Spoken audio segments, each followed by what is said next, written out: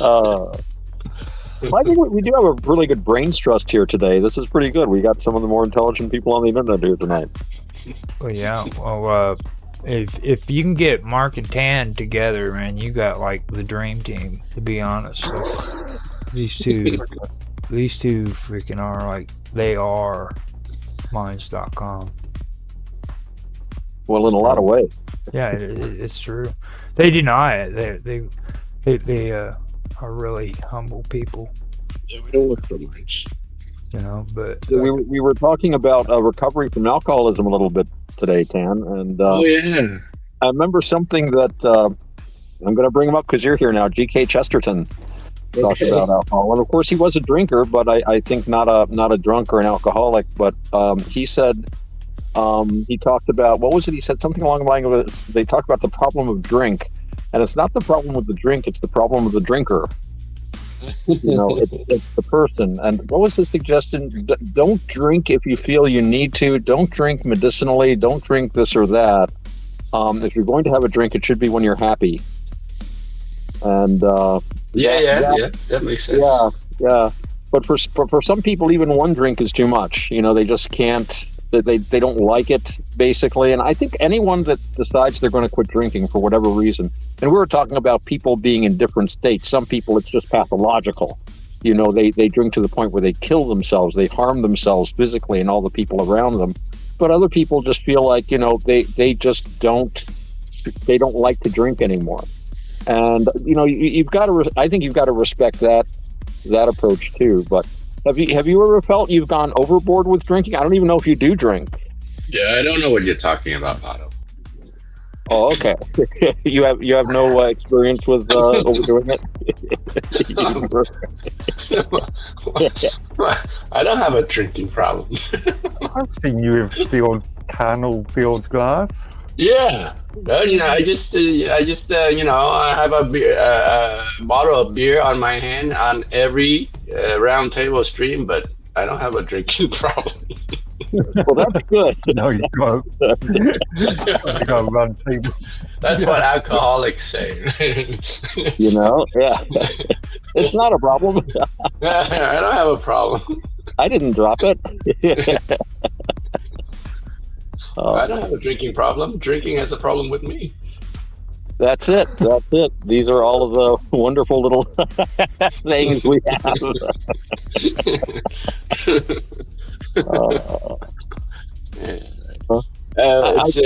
I don't know too much about Chesterton's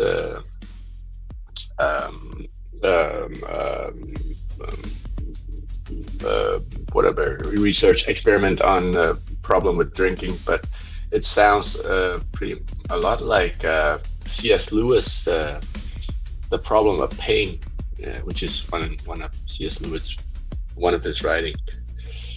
It's about why we have suffering in the world. You can extrapolate it to why do we have drinking in this world? Why do we have suffering in the world? Do you remember his thesis offhand?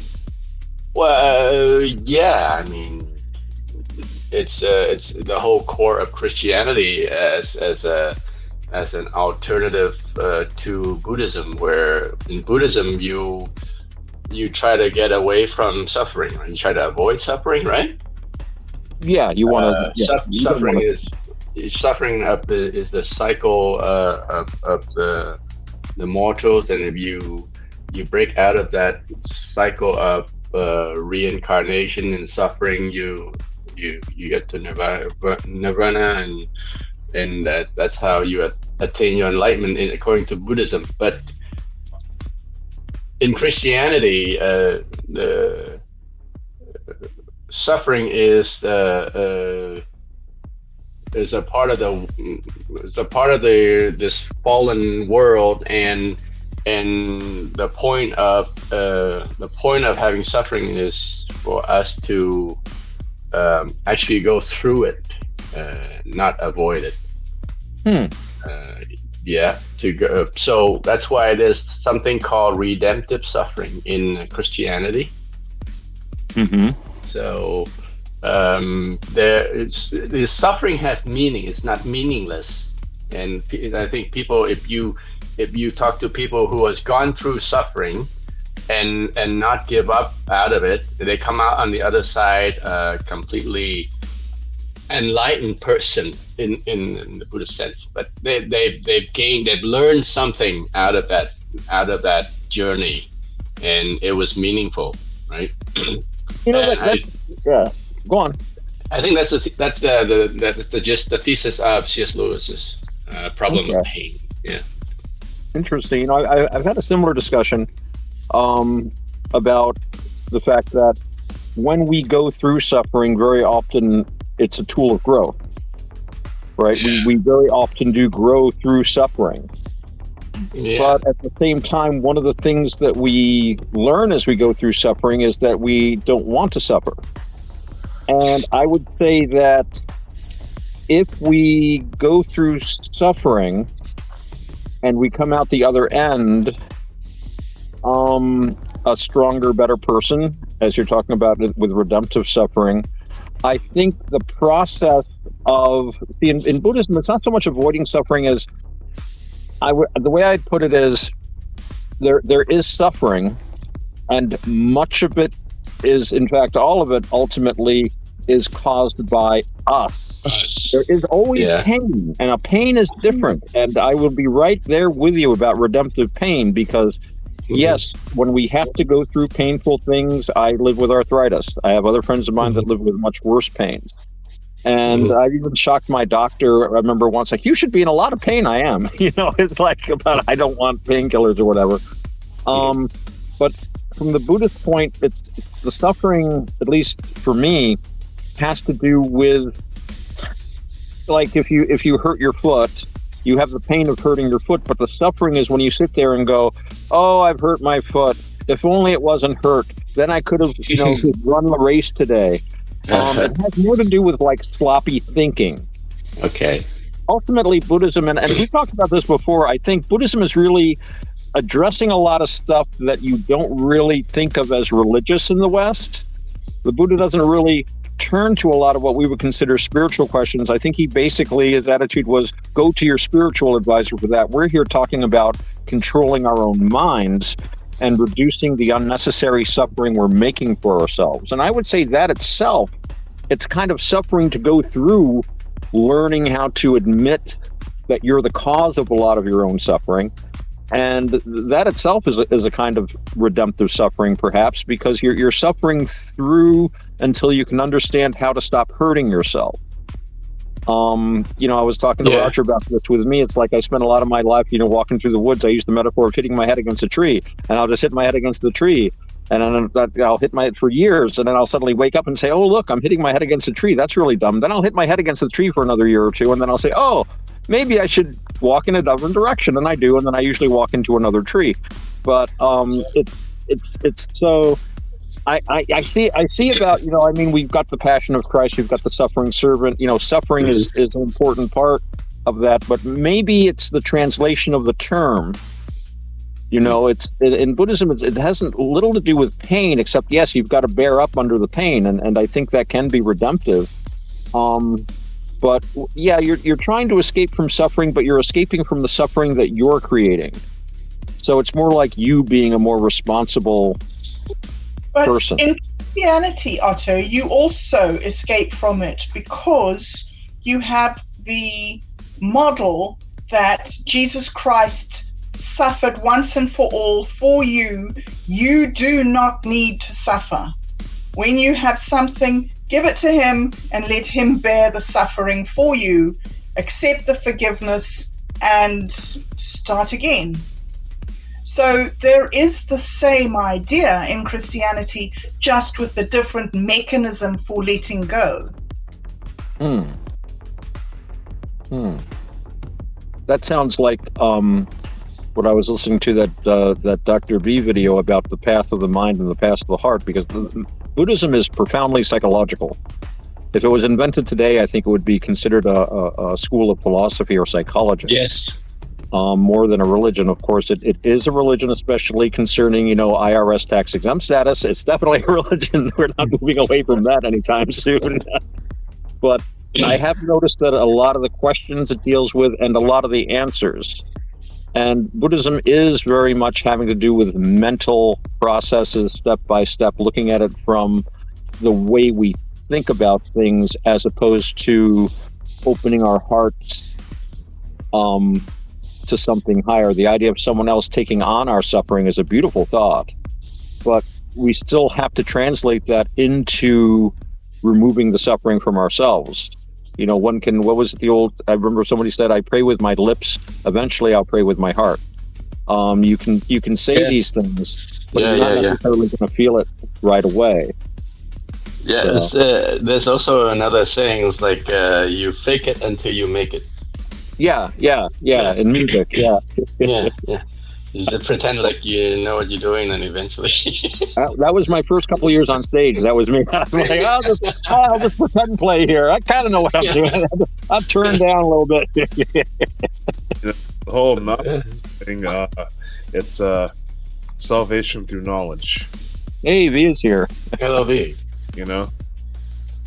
You are here. Sounds We're like your all throat here. got a lot better. I'm a little better.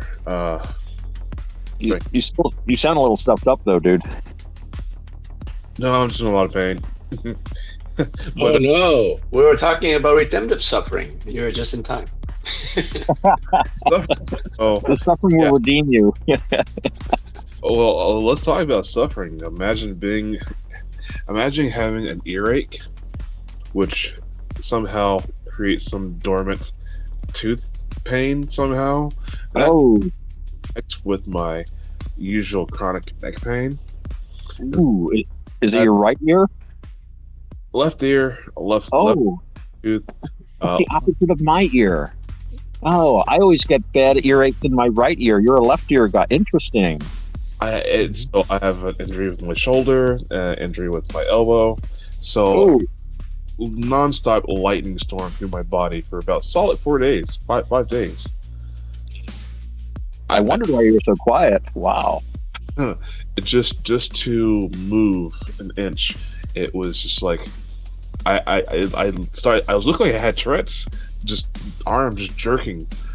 Wow. Voluntary movement, just because there's so much overload in my nerve endings.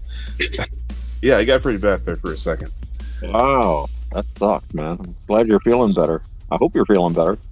Did you take any painkiller medicine, or how do you cope with it? Well, so the earache thing, combining with everything else, that's a wash. There's nothing I can do to cope with that. I can do all the drugs in the world. I can have all the massagers. I can do everything. It just overrides everything. So it's just I have to sit there and take it. Did they give you fevers or no? Dude, just pain. In a condition to get up to go to the emergency room. Wow. Like any movement. I was basically just laying in bed being self-electrocuted. I hate it when you're too sick to go to the doctor. That's bad. Yeah. So, so I can't regulate my body temperature. Not to make this all about me, but so I can't regulate my body temperature because of vaccine injury and other things. So like I like the cold because I can't stand the heat. I can't do anything with the heat. Cold, I love. Throw me on ice. I'm happy. So, but I can't tell when it's too cold because of that. So things like getting an earache or sore throat, these things become my only telltale signs that I'm cold. Wow. So, I pretty much occupy. I stay in a basement, huge basement, whole thing to myself. The thing is, with how it's been so cold here, I'm underground and it's like 45 degrees in the basement, and I don't know that. I have to put up a thermometer. Wow.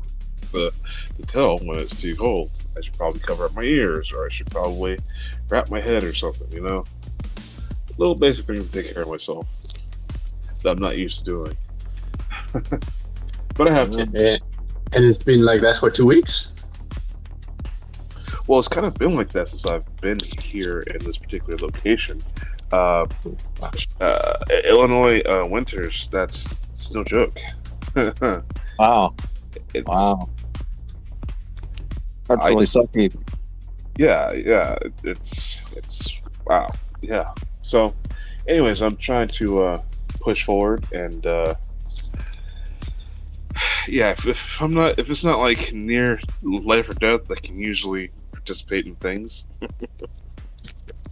And if not, well, then I'll just live dub with you guys. There you go. I think we missed you with the sound effects. Well, Yeah, we wanted you on the sound effects for The drama that the guys. Yeah, I was yeah. listening in last night, and it was pretty good. But I had to bail out of that because I did have some medications. I do have my gummies, like I always have, but Hey. tripled, quadrupled my intake of that. Whoa! Woohoo! Over the past several days, almost a week. So, yeah, those things aren't cheap. No. But yeah, I'm recovering. I'm alive. So, just that's the good news for the show. Glad you're on the mend. Yeah. You noticed he said it was good news for us. Yes. yeah, yep. So, Good news, everyone. I'm back. We start the show again. Put on the applause. Yeah, he's the one with whatever. the sound effects. That's the I've thing. actually not connected to anything. I can't. Yeah. I really just wanted to stop and say hello to everybody. We love you, buddy. Much last time. Uh, Yeah. Yeah. So He said that he's thinking about smoking crack too. So kinda, uh-oh. well, That may help with the pain, but I think you end up with a bigger problem. Yeah, I think that's not the cure is worse than the disease there. So. that's how I finally ended the conversation. I'm like, Have you thought of crack? Funny enough, I was saying to Roger just before we started, in my Mind's Music group, I just found a copy, or I've just posted a reference to a copy or created a post out of the Stranglers' Golden Brown, which is a direct a reference to heroin. Oh wow! Wow, actually, got a good song, but I thought he was going to give me a 2S warning for talking about crack. oh no, there's nothing. I mean, it's like you worry about getting better. Don't go smoking crack, man. If you're No, but she, No. that's not. Who was the one that gave him the idea? No, I would never give anybody the idea to do crack. Never. You know. Not that kind of crack. Not punch him in the throat, Hanson. Not you. No. Now we can't be talking about that. Bob Dub's here, and Right. Sorry about. we have the Bob Dub rule going. So Yes, I Bob Dub rule. want to keep Bob Dub around, and I don't. Bob Dub should yell at us when we get out of line. Well, she'll yell at me because I get out of line way too much. She has to say, I'll hear Roger. about it too. Yeah, I'll hear about it too. So. Guys, I just yell. Don't take it personal. Great man. I think your friends are used to it by now, Bob. I think. Is this Mind's Roundtable, or what are you guys doing right now? Yeah, this is Mind Roundtable. Yeah. Yeah. I had to ask you. I got confused because we're changing all the shows around. Well, we what we had to do is bring it back to Friday because Mark and Tan I are was okay. I was okay with it. they're well, actually, I was sort of okay, but because Thursdays do drag a bit. Well, Friday. Wouldn't be bad, but Friday always. It's like right now. I mean, it just feels like mine's Roundtable. You know what I mean? Cause Yeah. it's Go Friday. all the way to midnight. Well, you know, I mentioned that last week, and I rubbed it in because like you said this before, and I was like, you guys are so full of crap because it's like you guys did that last week. We stayed on until what? Midnight. And then you'd have the headline after midnight, isn't it? Yeah. Was that last week? Yeah, that was last week. But before that, it was like it was all you guys. it's okay for you guys. Yeah, midnight, 1 o'clock, 12 o'clock, 5, March. 6 a.m. You're the ringleader Okay, behind it. sometimes. You're the ringleader behind all of it. Like Yep. like You're the real trooper, Mark. I mean, it's like You the man. you never shy away from whatever time we propose, even if it's 5 a.m., 6 a.m. your time. No, not completely true. Well, No. more often than not. This is the kind of men that built the empire. That's why there's a Canada. dude, you know. That's why there's an America today. I passed on the word to British Columbia because they've been saying really hard things about you guys over in Ontario. Really? You know, Right? I'm Ontario. you know, and I told them that like word is out of Ontario that like people from BC are like a bunch of pussies. No. Oh. Hey, Roger, what happened to language? Oh yeah, that's right. That's right. No.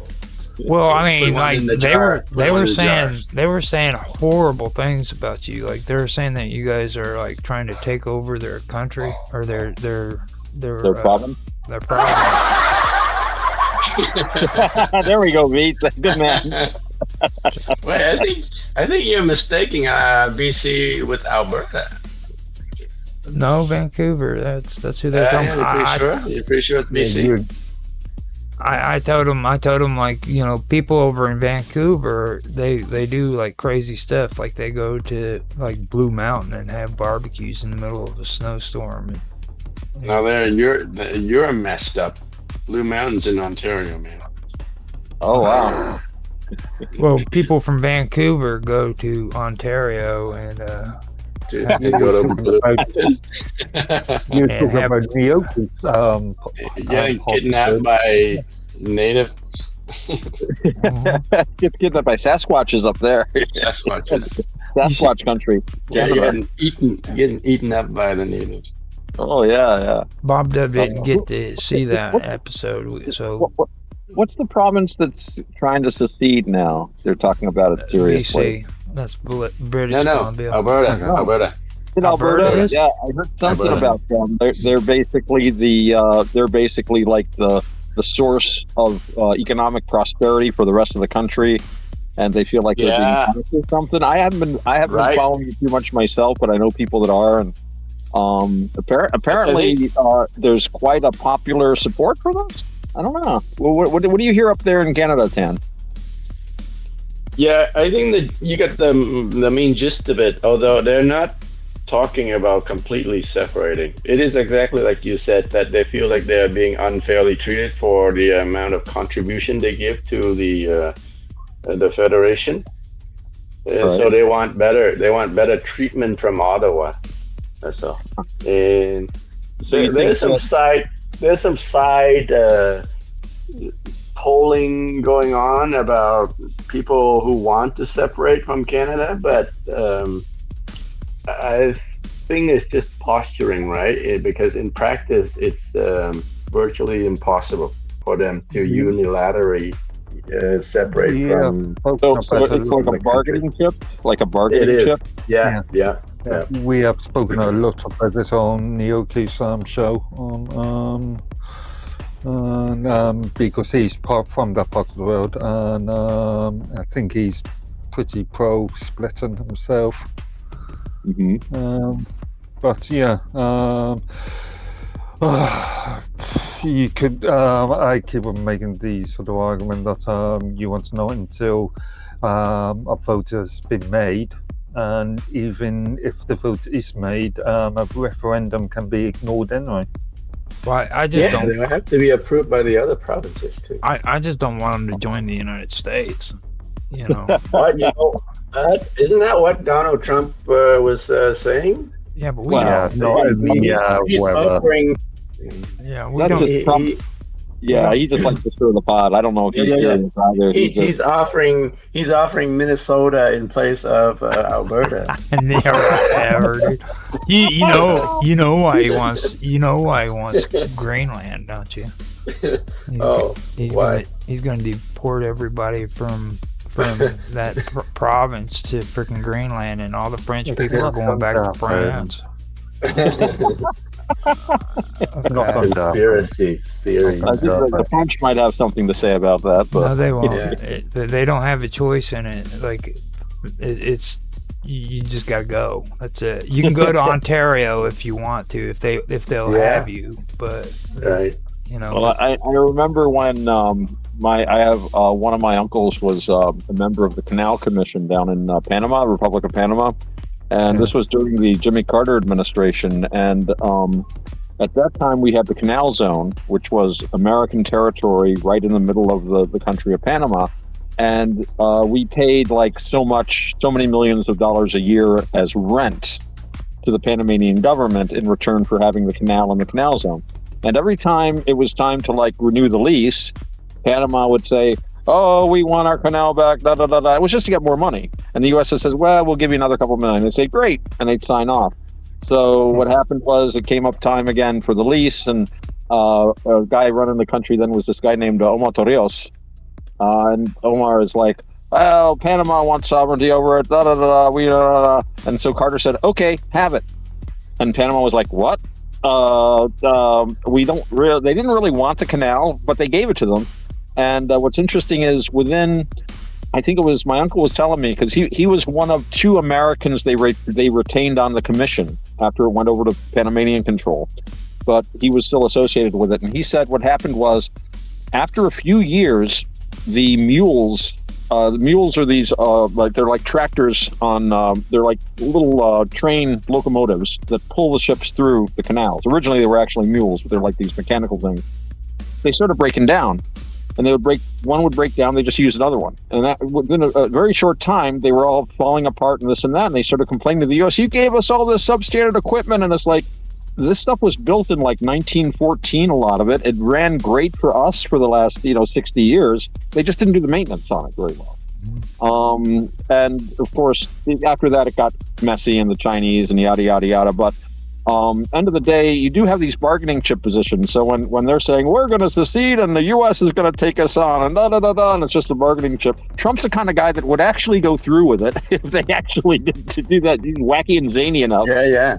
I think it's not meant seriously. I don't think I can see where that would be a bargaining chip. I didn't know how much power the provinces actually have to secede up in Canada. I know that it's a lot easier than states seceding. We tried that back in 1865, whenever it was. It didn't work very well. But I did understand that there was a process where they can actually secede. I didn't realize that all the other provinces had to agree, though.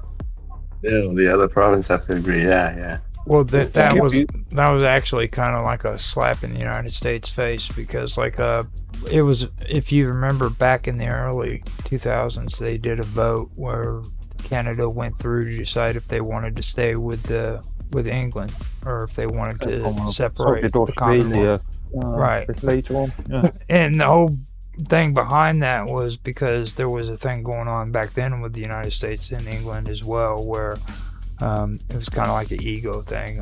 Now here in the United States, it's illegal, according to the United States, to go against the Union. If you want to secede as a state against the United States Union, then it's automatic declaration of war.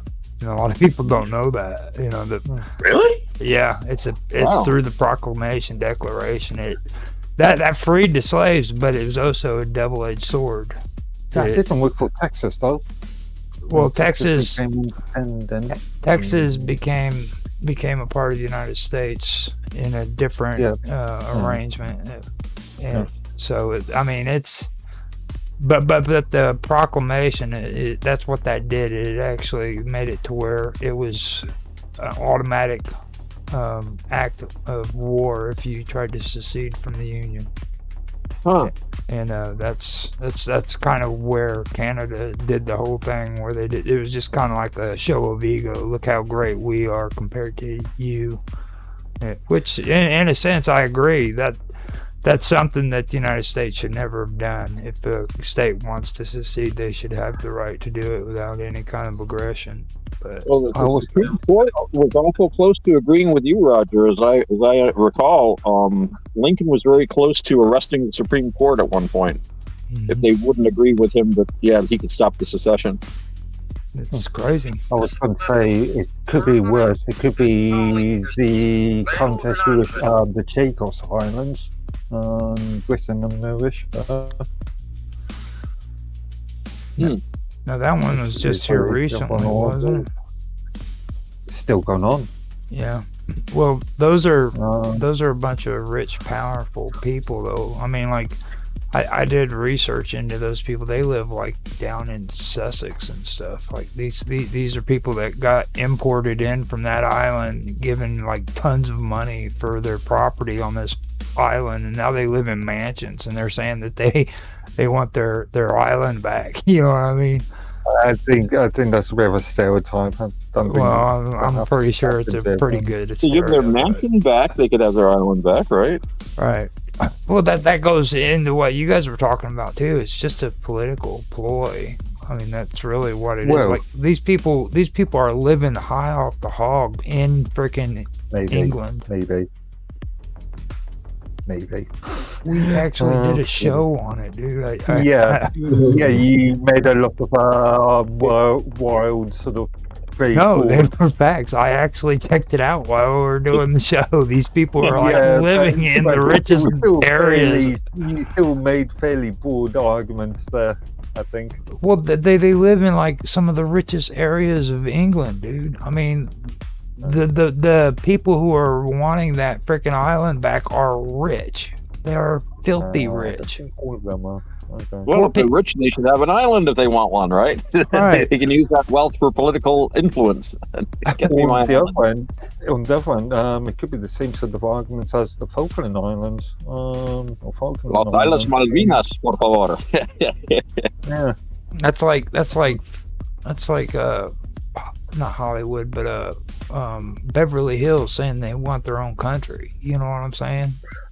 Well, you could have it. But, this reminds me of something. It's sort of unrelated, but I know that goes back a very long way. There were arguments about fishing rights off of eastern Canada with the French, because the French would go out there and fish.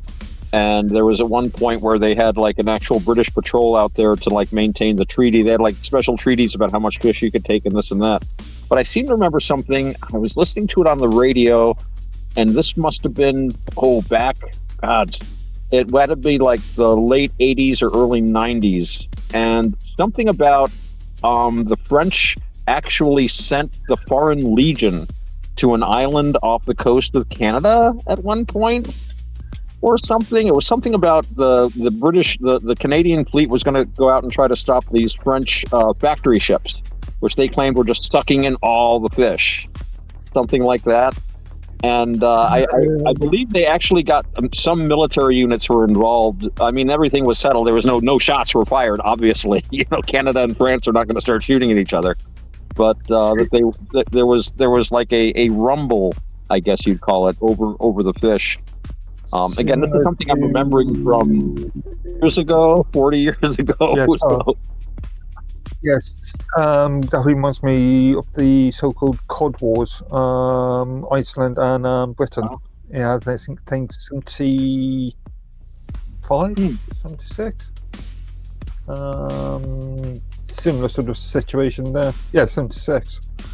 Similar sort of situation there, where it could have gone into a sort of full-scale conflict. Right. Especially with Canada, though, because like Canada is just infested with French people. You know what I mean? Like if Well, Right, my sting gland is weak. if you, We're infested with French people. It's just one province, man. Even though we're a everywhere. bilingual country, it's just Quebec is. that seems kind of odd that they make the whole country learn French when only one tiny area of it. Yeah, right. I am Yeah. sure that in Manitoba they're not all speaking French fluently all the Yeah. time. In Yeah. Saskatchewan, we're really into our French classes here. I mean, See, I would be better with Canadian politics if I could understand how it works, because it's really tricky. It really it's is. always how any politics Canadian work. Yeah, it's very Canadian similar to politics any is other very one. boring. You know, Really? Oh, Okay. no. it's boring. It's very boring compared to the United States. Things like Prime Minister's question or British Prime Minister's questions on Wednesdays. Hold on. I want to point something out. There's politics.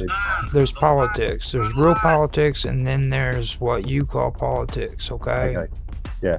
Okay. Now, Canada's politics are not boring. They are very interesting if you look at it as real politics. Now, Right, Professor. like the It's fact that whenever somebody's running for office, they have to speak both in French and English. That's true. Really? That's Yeah. crazy. That is They need to insane, learn French if they can't. right? And they've actually started catching Canadian politicians saying two separate things entirely because of the languages. like they will tell French people what they want to hear, and then they'll turn around and say the complete opposite to people who speak English because that's what they want to hear. Politicians' dream, actually. Who does that? Canadians. Canadian, man. That's an answer. Which What Canadian? Canadian guy? They're the only country that I know who does that. I mean, doesn't the United States have a bilingual? We don't. I mean, No. no, we don't do that. No. Spanish is not a official language. Yeah, There are areas of the country where I've lived in places where Spanish is very widely spoken. We don't have any official bilingualism. I know, usually, if you go to a government office, they'll have the forms printed in a dozen languages, just to make it easier for people. But there's no official. I don't even think we have an official language as such. They might have changed that recently. But I have lived in places where I lived in a place called Little Haiti for a short time, Northwest 58th Street in Miami, and all you heard was Creole. You never heard English there.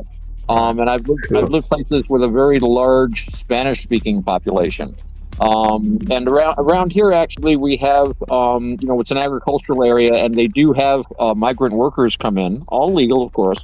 But they do have migrant workers come in who mostly speak Spanish. And, you run into the store. I get to practice my Spanish a little bit. Hola, ¿qué pasa, amigo? Yeah. Stuff like that. But English is the official, that's the most widely spoken language. In theory, if you speak English, you can go anywhere in the United States and be understood more or less. And our schools are real lenient about helping Spanish students. Like, they'll have classes set up to where they are like Spanish teachers that teach Spanish students. It sounds like Spanish is bordering to become an official language in your country, because recently, did you not notice that your Secretary of State spoke in Spanish in one of his press conferences?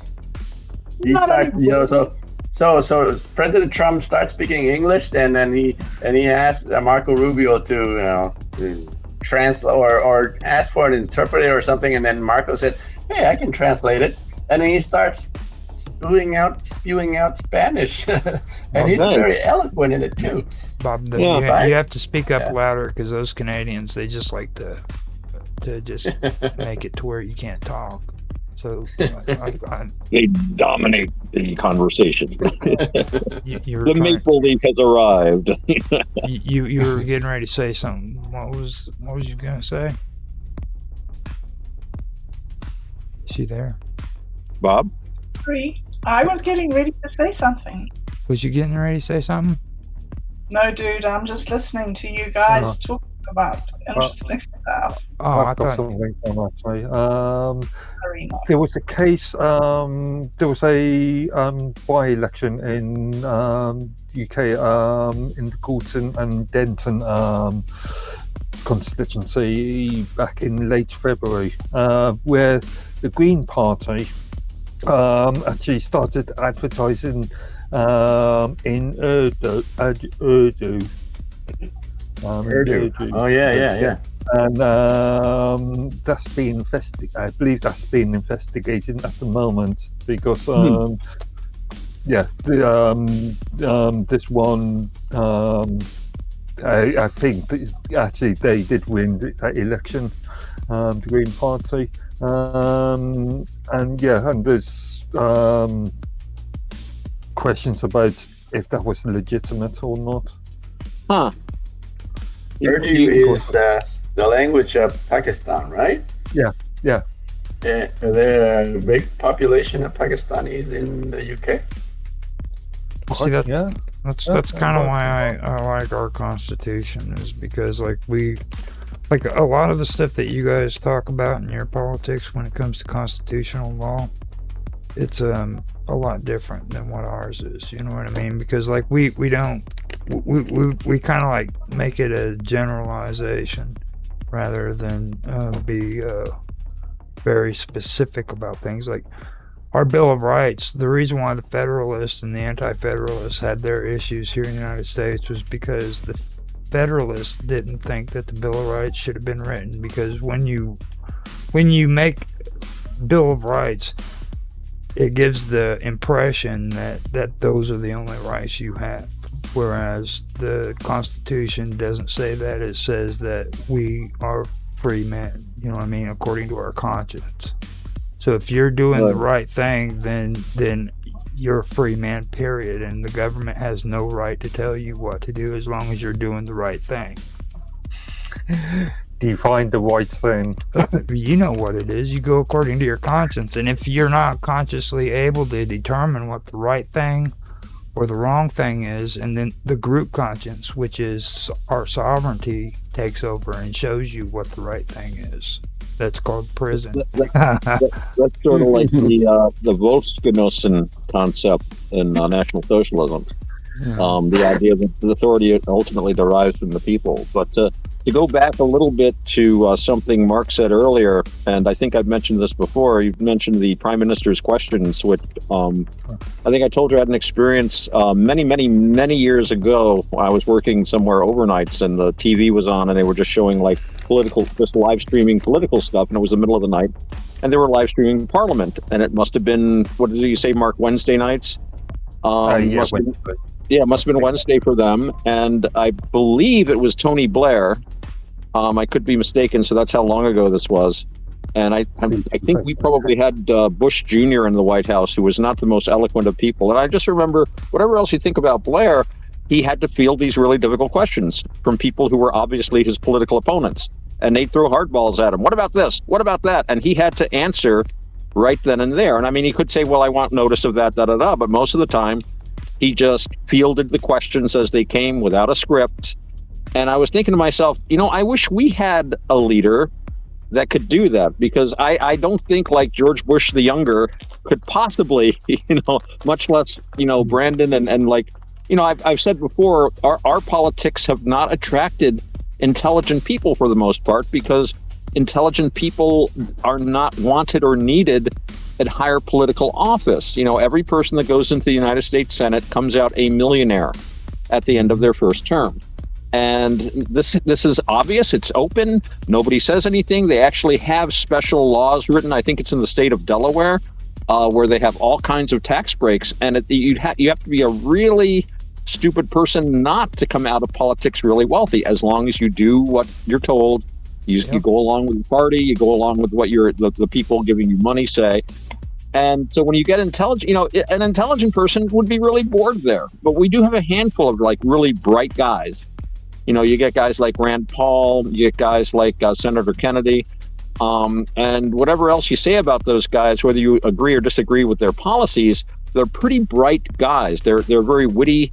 They're intelligent, and they know what they're talking about. And then when you know, 9 times out of 10, though, if I turn on a political speech, which I never do deliberately, it's just this boring thing. You know, one of the great things about Trump was he is so bloody entertaining. I mean, he is the greatest stand-up comedian to be in the White House since Theodore Roosevelt. I think he is going to be remembered as the Teddy Roosevelt of his time. He's certainly taking a lot out of the Roosevelt playbook, you know. But when you get these guys, they really, it's unusual, because most of the people that I see in politics are just time-serving, very boring people that are not overly bright. They just want the money. They want their payoff. And maybe I'm being a bit cynical about it, but I don't have much use for mainstream politics, to tell you the truth. You haven't seen nothing yet. You wait until John Bon Jovi becomes president, dude. He's just gonna rock. He's just gonna rock the world, dude. I am just thinking. He's gonna get up there and he's gonna say, "I'm a cowboy. On a steel horse I ride." Intelligent and charismatic people. Have you seen the current government of the UK? No, I'm not familiar with what's going on at all. You would not call Starmer, Lamy, and Reeves, and you wouldn't call them intelligent or charismatic. Especially not charismatic. I wasn't aware of any of this until I met this man. This man and Naroki have literally just destroyed me when it comes to when it comes to England and Canada, dude. I'm just completely demolished. I mean, it's crazy. And poor Roger. Tan's the only sane one out of us, to be honest, I think. Well,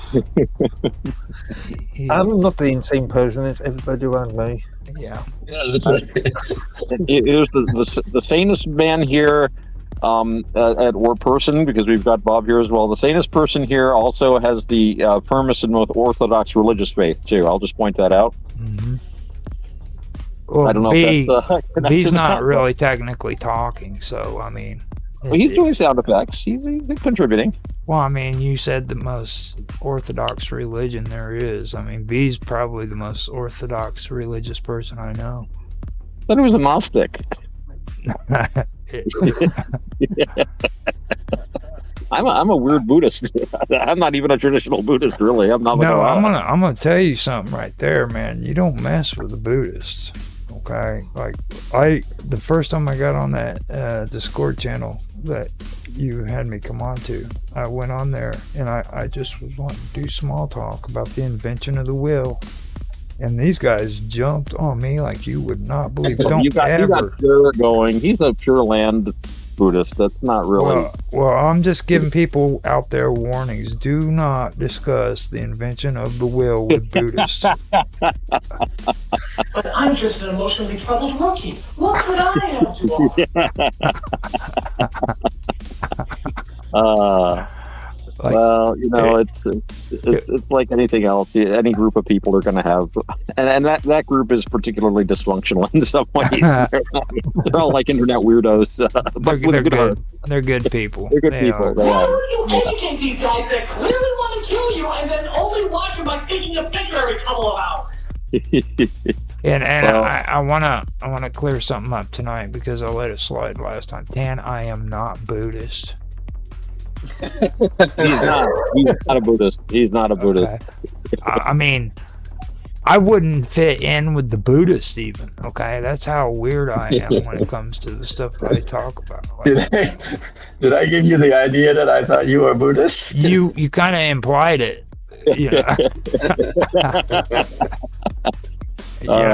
Some pseudo Buddhist kind of stuff. You're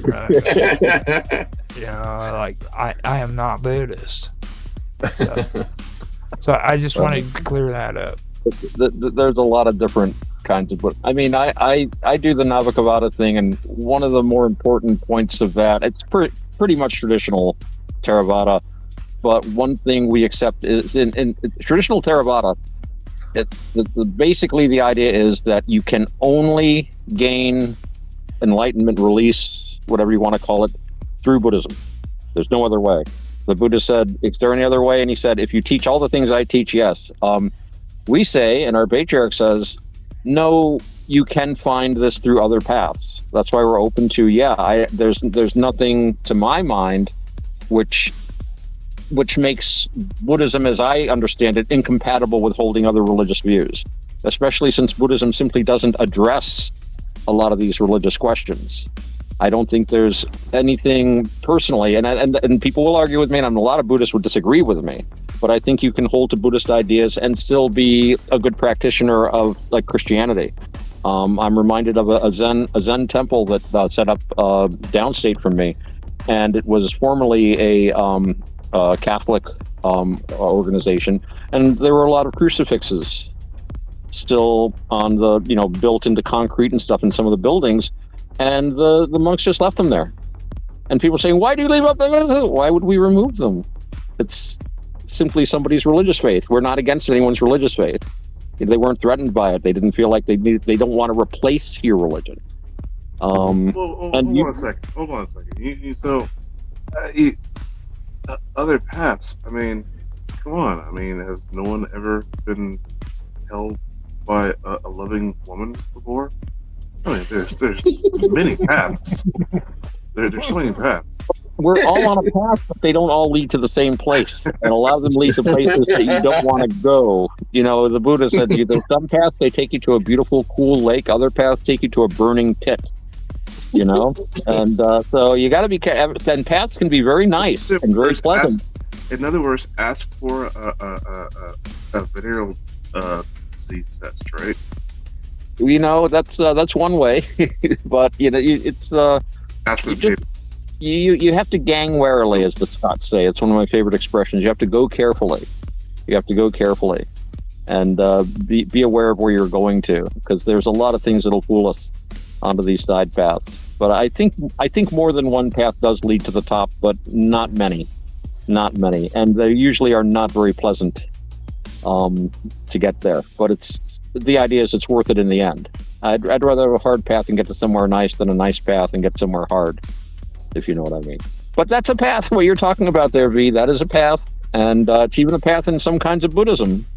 You go into the Vajrayana, the tantric kind of stuff, but that has more to do with, I think, when Buddhism comes into a culture, it's not saying you can't believe in this stuff anymore, but as people accept Buddhism, they tend to look at their traditional ideas in a more Buddhist light, looking at it in terms of suffering, in terms of control of our own minds.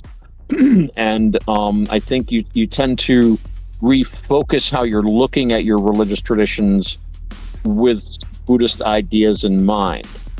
But it's not like a wholesale replacement, or no, you're not allowed to do that anymore. It's just like, hey, we're here to sit and breathe and look at ourselves. That's all we're doing here. We're not talking about where the universe came from. That the Buddha very, very famously was asked, is the universe finite or infinite? Was it created? If it was created, who created it? If an arhat dies, does he exist after death? Does he not exist after death? What happens when he dies? We're not talking about that. We're talking about getting a hold of your own mind, seeing how it works. And once your mind works better, then you can address these questions more sanely, I think. I end with the unicorn is back. Dun, dun, dun, dun. I love that hat. That is a cool hat. Also not true. That's also not true, because there's Buddhists who go into long things about how there's devas with body odor and seven levels of this, these many people are there. So you say that as if it's a really good philosophy, but it's entwined and twisted up with a lot of very weird superstition and spiritualism. Well, yeah, but all that was pre-existing in a lot of what you're talking about has to do with Southeast Asian traditions, especially like Ceylon, Burma, and Thailand. A lot of that comes out of, and I think that was all pre-existing. These all more or less got absorbed into people's thinking as they embraced Buddhism. So Buddhism didn't say you have to stop believing in all these spirits and things that these people are basically animists. They think there's a spirit in everything. And this is, I mean, there are Christian traditions that talk about, you've got God, then you've got different levels of semi-divine beings, archangels, angels, powers, principalities, thrones, dominions, and so forth. It's not really so much different from that. I think but yeah, I don't think those were intrinsic to Buddhism so much as that was the culture in which Buddhism came out of and grew into. So they basically left those in place. If you're going to talk about a spirit, well, we're going to talk about it from a Buddhist perspective, kind of deal. So yeah, there is a lot of that mythological stuff in there. And it's like anything else. You can believe these things literally, or you can look on them as being metaphorical. I tend to look on them as very metaphorical. There's that story in the canon about when the Buddha was born, he took 7 little footsteps when he was first born, and every place he stepped, a lotus sprang up. And then he pointed up and he said, everything above, everything below, there is no one in the world as wonderful as me, or words to that effect. I don't think that happened. I do not think that happened. And most Buddhists I know don't actually literally believe in a lot of that stuff, but it's there for people that need to hang their hat on that kind of a metaphysical tree. Yeah, I'm familiar with that phrase that you are quoting. Which one? Above the sky and below ground. I'm the only one. Yeah. I don't think that happened. That's a later. His mom giving birth to himself. Maybe I don't think it means what we think it means. Right. But I don't know too much about their saying to comment, but I think he was trying to say something else. He was not saying that I am the ultimate. I'm the fabulous guy kind of thing. I don't think he was saying that. No. Who, me? But just basically declaring his Buddhahood from the very moment, or at that time he'd be a bodhisattva, or bodhisattva as you like in Sanskrit. So yeah, it's just this idea. I mean, if you read some of the commentary or some of the books and commentaries, it's like he's 54 foot tall and he's glowing and stuff like that. And I don't think that's the case, because we have we have other documents that say people are coming to visit the Buddha, right? They go to the grove and there's all these monks say, which one is the Buddha? Oh, he's that guy over there. They can't. What's a 54 foot tall guy over there? You can't miss him. It's just people had trouble because he had his head shaved. He did not wear a funny hairdo like in the statues. I do not think he didn't have a mustache or anything like that. He shaved his head like all the other guys did, and that was mostly probably just to keep the lice down. Living outdoors all the time. It was a hygienic thing. None of this. I think this all had very practical applications for these guys at the time. But yeah, there's always going to be a certain accrual of mythological elements around everything. But I tend to, and the Buddhism I follow tends to be very concentrated on the concrete meditation instructions, concrete instructions on how to control your mind. And the wisest always look on all this magical stuff as this is all just icing on the cake. Don't pay much attention to it. You start seeing, spiritual beings coming down to tell you messages and this and that.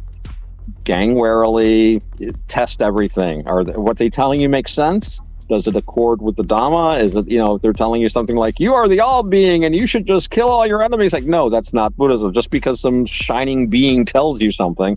There's an old saying, Jacques Vallée said, just because a message comes from heaven doesn't mean it's not stupid. We always have to be aware of these messages we think are coming from heaven, because a lot of the times they're just coming from some part of ourselves that's not particularly nice. And that's something we always have to guard against. But isn't that then also just as valid for Christianity?